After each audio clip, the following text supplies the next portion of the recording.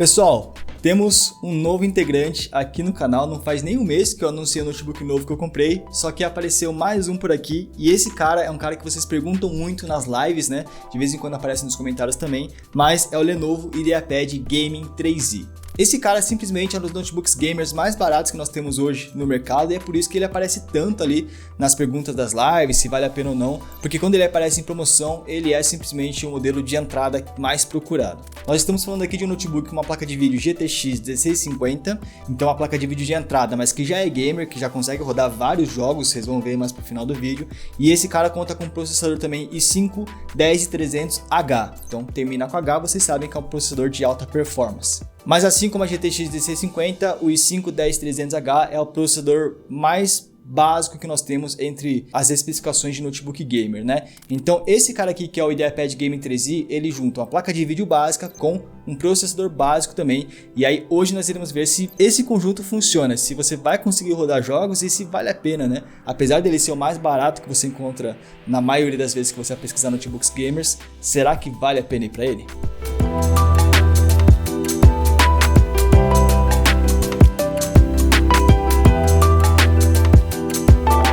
E bom, acho que a primeira coisa a se falar, a primeira coisa é que ele é um dos mais baratos, eu vou insistir nisso durante o vídeo inteiro, mas um segundo ponto que chama muita atenção nesse notebook aqui é o design dele. Então muita gente acaba se sentindo atraída aí no Lenovo Gaming 3i porque ele é um notebook gamer que não parece gamer, né?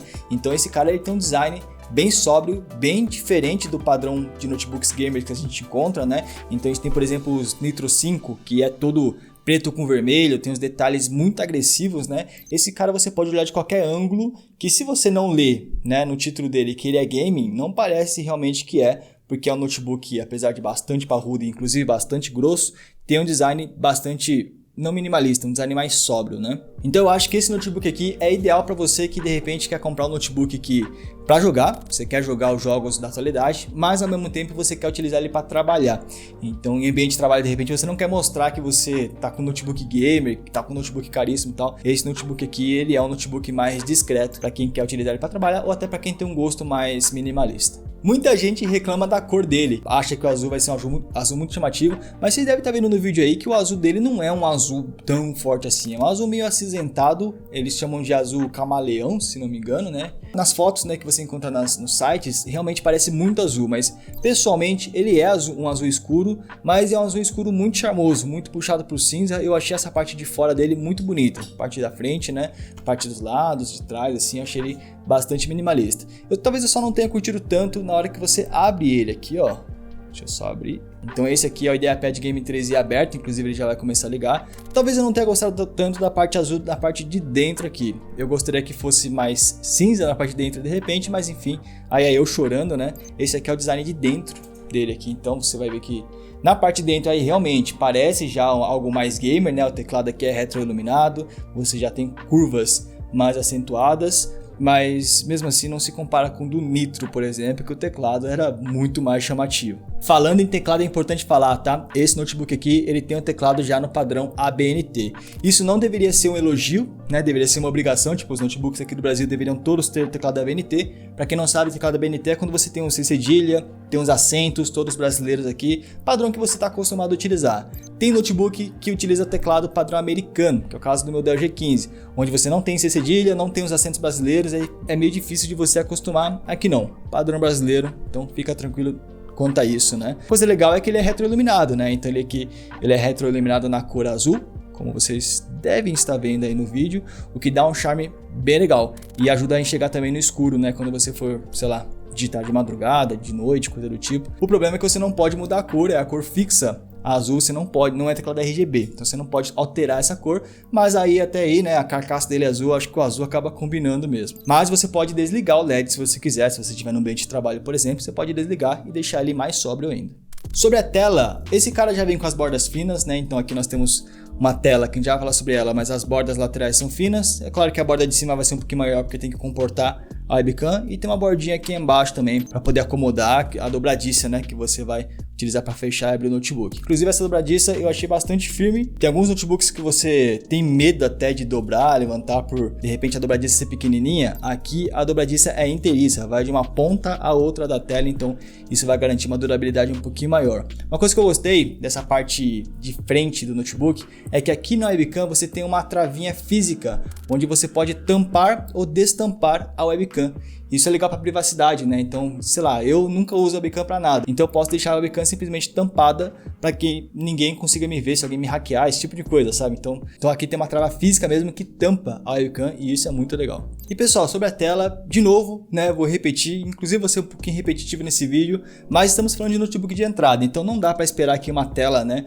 De, sei lá, com uma fidelidade de cores 100% sRGB, uma tela, sei lá, de 120 Hz. Não, aqui é uma tela básica, é uma tela de 60 Hz apenas, tela, né, normal. A fidelidade de cores, eu dei uma olhada no manual, é de 45% do padrão NTSC, então não é uma fidelidade de cores excelente para quem vai trabalhar com edição de vídeo, para quem vai trabalhar com edição de imagens, apesar de que eu trabalho com edição de vídeo e eu não consigo ver tanto essa diferença. Para mim eu conseguiria editar uma tela dessa tranquilamente. E é uma tela de 250 nits, é uma tela com bastante brilho, né, mas existe notebook com 300 nits, por exemplo.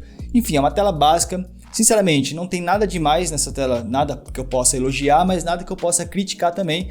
O manual e a fabricante não informa quanto que é o tempo de resposta, pelo menos eu não encontrei, né? Eu joguei CS, joguei Warzone, joguei alguns jogos que exigem uma taxa de resposta alta e eu não senti nenhum tipo de delay, como eu sentia, por exemplo, com meus antigos Nitro 5, que tinha uma tela de 25 milissegundos de resposta. Aqui deve ser bem menos, já que eu não consegui ter essa percepção. Em compensação, estamos falando aqui de uma tela WVA, que é equivalente ao IPS, então é uma tela que vocês devem estar vendo aí, ó, que ela tem uma nitidez bastante legal, né? E você pode olhar de diversos ângulos de visão que ela se mantém ainda com as cores bem legais. Diferente de uma tela TN, às vezes você vai comprar um notebook mais baratinho e você acaba pensando que a tela é TN, aquela tela que se você olhar um pouquinho de lado você já não consegue ver, fica tudo meio escuro, né? A imagem fica meio sombreada. Aqui não, é uma tela WVA, que é o padrão de notebooks, até de notebooks mais caros. E bom pessoal, até agora só ponto positivo, só elogios, né? Principalmente equilibrando com o preço que eu paguei nele. Só que vamos colocar então o meu primeiro ponto negativo que eu encontrei aqui no IdeaPad Gaming 3i, que são as portas, as conexões que ele tem nele. Primeira coisa, que não é um ponto negativo em si, uma característica que eu não gostei, mas eu não vou enquadrar como ponto negativo, é que as portas, tanto as portas USBs quanto as portas HDMI, de energia, a porta para entrar fone de ouvido, são todas laterais. Não tem nenhuma porta na parte de trás do notebook. Existem notebooks, como é o caso do Dell G15, que as portas já são atrás, o que fica muito melhor para você organizar o notebook no seu setup, se você for criar algum setup, né? As portas na lateral, elas acabam atrapalhando um pouquinho, primeiro porque às vezes você fica com o mouse perto do seu notebook e o cabo USB plugado ali acaba enroscando na sua mão de vez em quando. E segundo, que fica uma bagunça no teu setup, você não tem muito como esconder esses cabos, já que os cabos ficam todos para fora assim, pros lados, né? Mas isso nem é um ponto negativo. Para mim, um ponto negativo das conexões que ele tem é que ele só tem duas portas USBs normais. Se você utiliza um mouse que é USB, um teclado que é USB e de repente um headset que é USB, porque apesar dele ter a entrada P3, tem muita gente como eu que utiliza headset sem fio que é USB. Cara, esse notebook só tem duas entradas USB, então você vai poder colocar um mouse, um teclado e o terceiro item não vai ter entrada para ele. A terceira porta USB que esse cara tem é o USB tipo C. Então até dá para você comprar um adaptador que transforma o USB normal em USB tipo C e utilizar a entrada USB tipo C, mas é um trabalho a mais. Eu digo que isso é um ponto negativo porque em outros notebooks o padrão é você vir 3 portas USBs normais e uma porta USB tipo C. Aqui não, você tem uma porta USB normal a menos. São duas normais e uma USB tipo C. Para mim isso é um ponto um pouco negativo.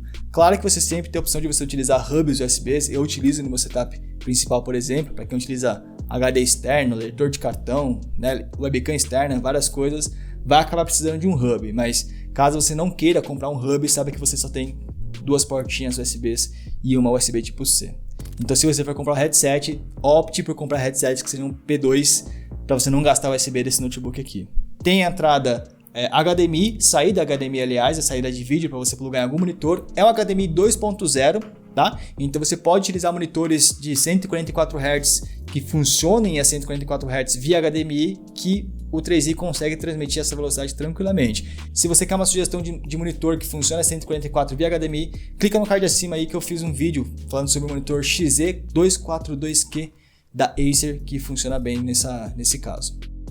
Além do HDMI, ele tem a porta de rede, tá? Para você plugar via cabo, porque você vai jogar, então de repente você vai jogar um jogo competitivo onde você plugado via cabo vai ter menos, né, latência, menos lag. E por último, a entrada de energia dele, ele é alimentado por uma fonte de 135 watts. Eu vi algumas pessoas comentando que essa fonte de 135 watts é pouco. E que muitas vezes, enquanto você está jogando no notebook, a fonte não dá conta e o notebook vai descarregando enquanto ele carrega, né? Então a fonte não dá conta de carregar o notebook enquanto você joga por conta da energia que você gasta. Eu vi o Dan Ferreira comentando isso, só que ele testou o IdeaPad Gaming 3i com i7. No meu caso, que é o i5, né, o i5 10300H, mesmo jogando, eu fiz uma bateria de teste de vários jogos diferentes. O Vado ficou uma semana inteira testando jogos nesse notebook aqui também, pra gente poder construir esse review. E o notebook não descarregou em nenhum momento. Então eu imagino que ou a Lenovo mudou alguma coisa aqui dentro de economia de energia, né, para ele aguentar, para essa fonte aguentar essa carga e não descarregar o notebook enquanto você joga, ou se não é porque eu estou numa versão i5, e na versão i5 eu não notei que ele descarregasse enquanto eu jogava. Talvez isso aconteça apenas na versão i7. E bom, pessoal, a gente está falando aqui bastante sobre design, sobre as portas de rede e tudo mais, só que eu sei que quando se trata de notebook gamer, normalmente uma das coisas mais importantes são as partes internas, o hardware dele, né? Esse cara, como eu falei, veio com i5 de 10ª geração, 10300H, que vai até 4.5 GHz, uma placa de vídeo GTX 1650 de 4 GB de VRAM. Mas vamos fazer o seguinte, antes da gente chegar e testar esse notebook em jogos, que eu separei alguns jogos pra gente poder dar uma olhada, né? Vamos dar uma olhada também na parte interna desse notebook, vamos desmontar ele, ver quais são as memórias SANs que vieram, qual que foi o SSD, ver quais são as possibilidades de upgrade, para depois então a gente poder testar nos jogos e ver realmente a potência desse notebook acontecendo. Então, bora desmontar o notebook e dar uma olhada para ver como é que ele é por dentro.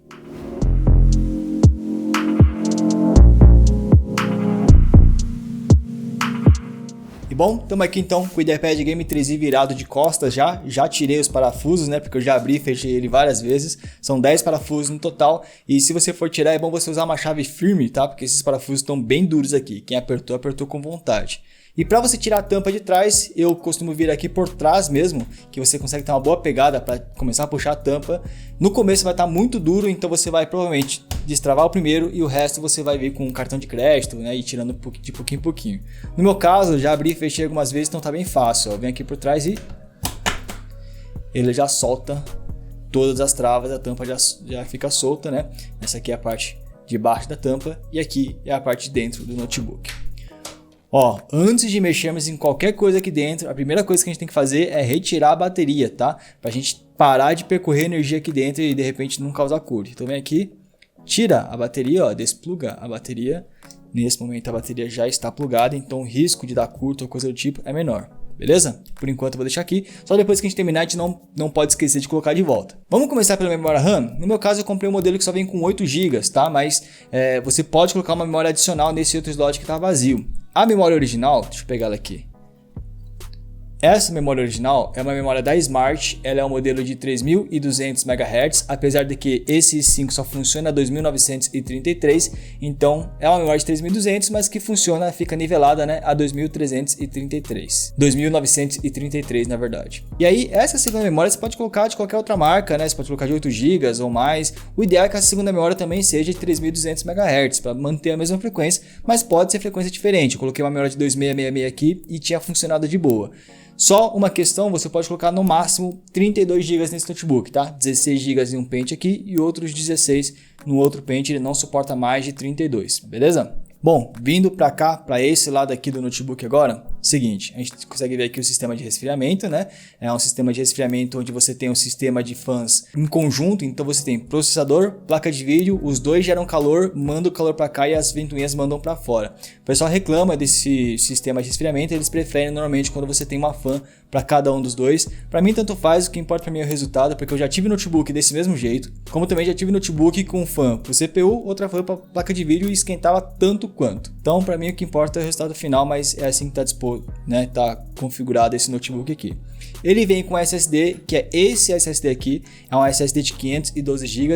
Opa, só uma correção aqui que o SSD não é de 512, tá? Eu confundi, o SSD original na verdade é de 256 GB, beleza? E é um SSD meio diferente, ele tem um tamanho pequenininho, né? Esse SSD aqui tem um tamanho 2240, se não me engano. Então só para vocês compararem, isso aqui é um SSD normal que você costuma encontrar aí nas lojas. Normalmente você procura por esses SSDs que são os 2280, né, que ele é muito maior. Olha a comparação de tamanho desse com esse, né? Você pode tirar o SSD original para colocar um 2280 aqui no lugar tranquilamente, mas você também tem esse slot adicional aqui, ó. Isso aqui é um slot de SSD vazio, onde você pode adicionar um SSD adicional que você comprar por fora. O problema é, se você for tentar colocar um SSD aqui, você vai ver que ele não tem, né, como parafusar aqui atrás. Você não tem como um slotzinho para parafusar o SSD no finalzinho dele aqui, porque o local do parafuso está aqui na frente. Só que esse local você pode variar, você pode mudar ele de lugar. Então tá vendo que ele está aqui? Se eu vier para cá e empurrar ele para frente, ele sai, ó.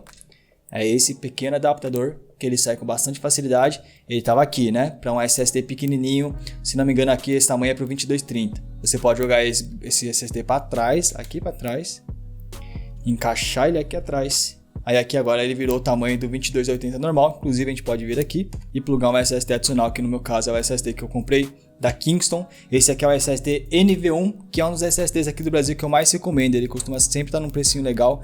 Esse aqui é de 1TB, mas eu também tenho o NV1 de 512 e ambos funcionam perfeitamente aqui no Gaming 3i. Beleza? Então é só você mudar o pininho de lugar. O único problema é que fazendo isso, cara, você perde a possibilidade de usar um HD aqui.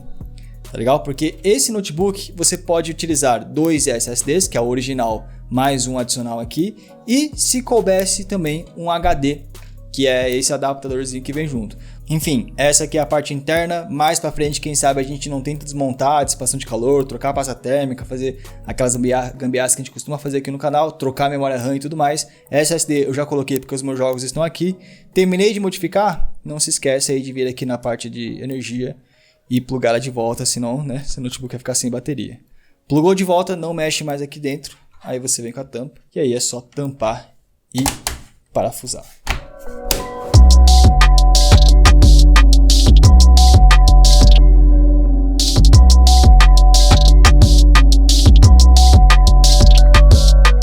E bom, agora eu acho que chegou a parte que vocês mais querem ver, né? Que é o IdeaPad Gaming 3i nos jogos. Então a gente explicou tudo sobre ele, mas beleza, aí se a gente botar tudo isso na prática, quantos FPS esse cara pega, quais jogos ele consegue rodar, quais que ele não consegue. Então, seguinte, a versão que eu comprei, o IdeaPad Gaming 3i, ele só veio com 8 GB de RAM. Tá legal? Vocês viram aí na parte que eu desmontei ele. Mas ele tem a possibilidade de você adicionar mais um pente e fazer o Dual Channel. Eu pensei bastante antes de fazer esse vídeo, esse roteiro. Só que nesse vídeo aqui, ao invés de eu já fazer o upgrade nele, eu resolvi testar ele original. Então eu vou utilizar ele apenas com 8 GB de RAM original. Então vai ser da mesma forma como você vai receber ele aí na sua casa. Porque esse aqui não é todo mundo que já vai fazer o upgrade, já vai comprar memória RAM junto e tudo mais. E aí mais pra frente eu faço mais vídeos testando ele em Dual Channel, testando com mais memória RAM, ver se faz diferença ou não. Nesse vídeo eu vou testar ele originalzinho, que é do jeito que você compra, fechou? Então vamos lá? Vamos começar pelo Warzone, que é um dos jogos que vocês comentam mais nas lives aqui no canal. E é um jogo que é muito pesado, tanto para a placa de vídeo quanto para o processador. Vamos ver como é que ele se saiu. E bom, vamos lá. Inclusive, pessoal, eu tive que refazer todos os testes que eu tinha feito porque lançou um mapa novo, né?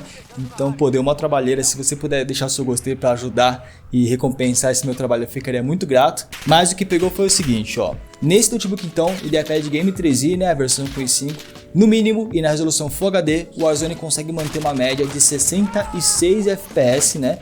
Lembrando, utilizando apenas 8 GB originais de memória RAM em single channel. E pessoal, sinceramente eu fiquei bastante surpreso aqui porque eu imaginei que o i5 10300H, junto claro com a GTX 1650, não iriam tancar tão bem aí o Warzone, porque eu tinha o Nitro 5 anterior com o i5 9300 e ele já não estava rodando muito bem o Warzone. Ainda mais esse mapa atual que parece estar mais pesado que o antigo. Mas você vai conseguir jogar o Warzone acima de 60 frames por segundo o tempo todo, e em alguns locais do mapa você consegue atingir mais do que isso. Então, pô, no mínimo pelo menos, né, esse notebook vai conseguir rodar o Warzone numa boa, ainda mais nesse mapa novo que parece estar meio bugado. Se a gente tentar subir a qualidade gráfica pro médio, né, já que tá legal jogar no low, tá até que sobrando um desempenho, vamos tentar no médio. Só que aí o problema é que a média já cai para 58 FPS e dificilmente você fica acima dos 60. Então já não é tão recomendado, principalmente para um jogo competitivo como o Warzone. Não tem muito como fugir não, o ideal seria você jogar no mínimo mesmo. Eu até tentei jogar, colocar as qualidades gráficas no alto para testar, mas aí fica injogável, tá? A média fica lá para os 30 FPS mais ou menos. Então pro Warzone, o ideal realmente nesse notebook é você jogar no mínimo no mínimo você já vai estar quase batendo 99% do uso da placa de vídeo, né? E tá utilizando bem o seu processador também. Só que você deve estar reparando aí que o notebook ele tá esquentando bastante, né? Aqui no Warzone você vai ver que o i5 10300H, que é o processador, tá esquentando demais, vira e mexe ele passa ali dos seus 90 graus. E bom, tem gente que não se importa tanto com essa questão de temperatura, tem gente que não curte ele esquentar tanto porque acaba incomodando ali a sensação na mão, né? Se você utiliza o teclado do notebook, acaba esquentando mais o ambiente e as ventoinhas acabam fazendo muito barulho para tentar refrigerar, né? Então, se você quiser diminuir a temperatura do seu notebook para não bater mais esses 90 graus, você pode utilizar o software da Lenovo, que é disponível aqui para o Game 3i, chamado Lenovo Vantage. Nesse Lenovo Vantage tem como você configurar ali o perfil, se não me engano é o perfil térmico, e ali tem o modo de desempenho, o modo equilibrado e o modo silencioso. Os testes que eu fiz, eu iniciei no modo de desempenho, que era para atingir o máximo de desempenho possível e mostrar para vocês do que esse cara é capaz. O problema é que no modo de desempenho ele esquenta muito. Então, uma opção é você mudar o perfil térmico para o modo silencioso, né? No modo silencioso, ele vai desabilitar o turbo do processador, fazendo ele esquentar menos. Só que como consequência, se a gente desabilitou o turbo, teoricamente o processador vai também ter menos performance. Mas será que isso faz diferença dentro dos jogos? E bom, voltando para o Warzone então, se a gente ativa esse perfil silencioso e mantendo os gráficos do Warzone no mínimo, que eu acho que é o melhor cenário possível, né? O FPS médio ficou a mesma coisa. Na realidade, se a gente pegar a média mesmo, até aumentou um pouquinho, mas deve ser porque a gente está em uma outra parte do mapa, aí varia um pouquinho do FPS e tudo mais. Mas no geral, o fato de termos colocado aí o notebook no perfil silencioso não fez nós perdermos desempenho, né? E melhor ainda, agora a temperatura não passa mais dos 80 graus. Então você conseguiu controlar a temperatura do notebook sem perder desempenho, pelo menos no caso aqui do Warzone. Ah, e uma dica, tá? Você não precisa ir até o programa do Lenovo Vantage para mudar essa questão de temperatura. Eu fiz isso só para mostrar para vocês, mas se você tem o Lenovo Vantage instalado no seu notebook, se você apertar FNQ, ele já alterna entre os perfis térmicos de forma automática. Você pode alternar até mesmo dentro do jogo, dá um FNQ que ele vai alternando ali entre o modo de desempenho, equilibrado e o silencioso. Então fica a dica aí, se você quer jogar Warzone, bota no mínimo, ativa o modo perfil silencioso que tá tranquilo, você não vai perder desempenho e vai se manter acima dos 60 frames por segundo. Mas beleza, bora para outro jogo, agora vamos pro Forza, o Forza Horizon 5 recém-lançado, jogo recente, né? E é um jogo que é muito mais pesado para placa de vídeo do que para o processador, enquanto o Warzone pesava para os dois, o Forza é muito mais GPU. Vamos ver como é que ele se sai aqui na GTX 1650 então. E ó, no muito baixo, o Game 3i pegou 100 frames por segundo de média na corrida de benchmark aqui do Forza Horizon 5. O que eu acho é simplesmente uma taxa impressionante, principalmente para um jogo lançamento, é um jogo que acabou de lançar, um jogo recente, né? E isso inclusive significa que o jogo é muito bem otimizado. Só que o único problema é que o muito baixo do Forza, apesar dele ser bem otimizado, ele é bem feio, né? É uma qualidade gráfica meio fraca ali, então já que a gente pegou 100 FPS, que é bastante coisa, e a tela do notebook é de 60 Hz, vamos tentar aumentar um pouquinho essa qualidade e ver se a gente consegue ainda manter acima dos 60? Bom, se a gente aumentar então para o baixo ao invés de muito baixo, agora a média já foi de 84 FPS e o jogo ficou bem mais bonito, ativou vários filtros ali que não existiam antes. Mas é aquilo, 84 FPS ainda é bastante coisa, a tela desse notebook é de 60, vamos tentar subir a qualidade gráfica até bater nesses 60 FPS então. Então se a gente subir as qualidades gráficas para o médio, a média de FPS já foi de 64. Com a maior parte do tempo acima dos 60 frames por segundo e de vez em quando, dependendo do local do mapa, pode cair para 55 ou coisa do tipo. Mas são poucas as vezes, a maior parte do tempo você fica acima dos 60 com uma gameplay bem fluida. Então aparentemente no Forza Horizon 5 parece que essa é a melhor qualidade gráfica, tá? Porque já estamos ali no limite, né? Já está batendo os seus 60, lembrando que está apenas com 8 GB de RAM. Mas só para ter certeza, né? Vamos subir a qualidade gráfica para o alto, só que aí começa a realmente ficar mais complicado, a taxa de frames já fica abaixo dos 60, a média foi de 56, mas a maior parte do tempo você fica ali entre os 50 FPS mais ou menos. Então o ideal era parar no médio mesmo, que é onde você vai ter uma boa qualidade gráfica e uma boa fluidez também. Mas como eu falei, nós estamos fazendo esses testes com perfil térmico no modo de alto desempenho. Novamente, se você se importa, se incomodar com essa alta temperatura, você pode habilitar o modo silencioso e aí vamos pegar o preset médio, que é o preset que a gente achou com o melhor custo-benefício aqui entre as qualidades gráficas, e no médio, no modo silencioso, a média foi de 65 FPS, então ficou elas por elas, né? E a temperatura novamente ficou bem controlada ali, não passou de 80 graus. Ou seja, o Forza Horizon 5 é mais um jogo onde você pode desabilitar o turbo do i5 e que não vai impactar negativamente para o desempenho.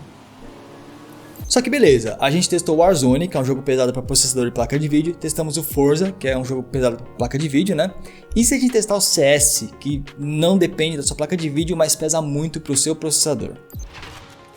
Então, o CS consegue atingir nesse 5-10300H, né, seus 195 FPS nesse notebook de forma original. E esse teste, claro, foi feito no mata-mata na Dust 2, o cenário real no competitivo vai ser mais FPS ainda, já que não tem tanta gente no mapa, né, no cenário competitivo. E bom, essa taxa de frames é muito alta, você pode utilizar até um monitor externo de 144 Hz fácil nele se você quiser. E assim, normalmente no caso de CS, que é um jogo mais competitivo, o pessoal costuma jogar no mínimo mesmo, né? Mas se você quiser de repente colocar no máximo para ver a qualidade gráfica que ele vai ter, que não é tanta, mas tem alguma coisa ali, se você colocar tudo no alto, o notebook vai aguentar de boa. A média foi de 160 FPS, que é bastante alta ainda. E de novo, esses testes foram feitos com perfil térmico, né?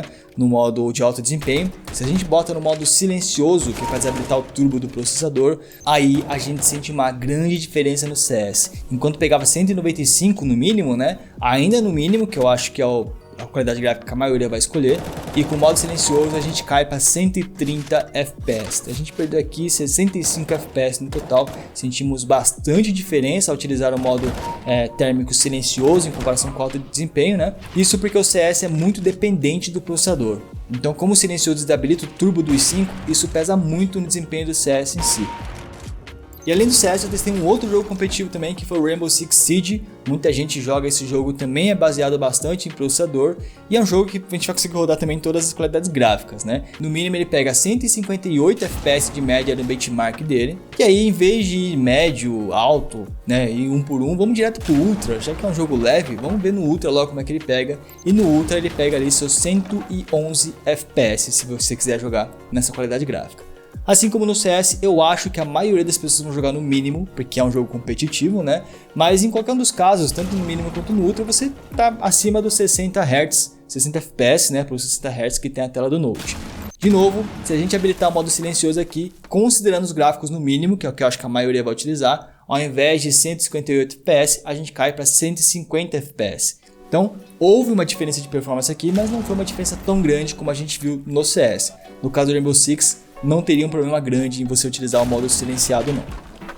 E por último, pessoal, para finalizar esses testes de jogos, a gente testou o Horizon Zero Dawn também, que é um jogo bastante pesado, inclusive é o mais pesado dessa lista inteira, para minha surpresa inclusive, que eu não sabia que ele era tão pesado.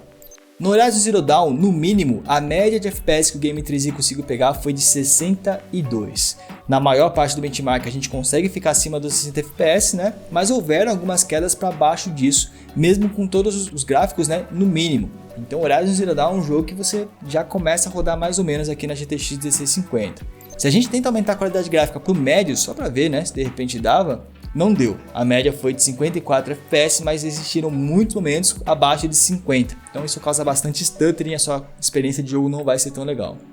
Então no caso do Horizon, seria ideal você jogar no mínimo mesmo, tá? E mesmo assim você vai enfrentar algumas travadinhas, algumas quedas abaixo de 60, porque é um jogo bastante pesado. E no Horizon, se você quiser ativar o modo silencioso para deixar ele, né, com uma temperatura mais baixa, você continua mantendo a média de 61 FPS no final do benchmark, mas eu notei que com o modo silencioso, né, que ele desabilita o turbo do processador, houveram bem mais quedas para baixo de 60 se comparado com o modo de alto desempenho. Então no caso do Horizon você não vai perder média de FPS, mas pode ser que você sofra mais stutterings, aquelas travadinhas, né, momentos que o FPS vai cair de 60. E bom pessoal, esses foram os jogos que eu escolhi para testar no IdeaPad Game 3i nesse primeiro momento. Lembrando que todos os testes foram feitos com apenas 8 GB de RAM em single channel. Mais para frente a gente vai fazer um vídeo testando dual channel. Inclusive, eu deixei o 3i pro VAP testar. Ele botou 2 pentes de 16 GB, totalizando 32, que é o máximo que esse notebook aguenta, para ver se vai fazer diferença ou não. Mais para frente em outros vídeos a gente mostra para vocês. Enfim, mas é isso, esse é o IdeaPad Game 3i, teremos mais vídeos sobre ele, testar o Dual Channel, tentar explorar um pouquinho mais ele acabou de chegar, então ainda estou meio que conhecendo ele também. Se vocês possuem mais informações e curiosidades sobre o 3i, deixem aqui nos comentários. E uma última coisa que eu esqueci de comentar, Algumas pessoas comentaram sobre o tal de coil whine que esse notebook tem, que é um barulhinho que fica lá no fundo, né, quando você pluga ele na energia, utiliza vários periféricos plugados, monitor. Algumas pessoas falaram que o 3i ele fica com um barulhinho agudo de fundo, parecendo que tem um choquinho ali, né, parece que a bobina elétrica está fazendo um certo barulho. Eu não notei isso acontecendo aqui no meu notebook, tá? Não sei se isso acontece apenas em lotes antigos ou em versões específicas. No meu caso, que é o i5 10300H e a GTX 1650, eu não notei nada, foi até por isso que eu não coloquei no review. Mas enfim, pessoal, é isso. Não se esqueça de deixar seu gostei, porque isso apoia muito o meu trabalho por aqui. Se inscreve no canal também para acompanhar os próximos vídeos e vejo vocês no próximo, então valeu!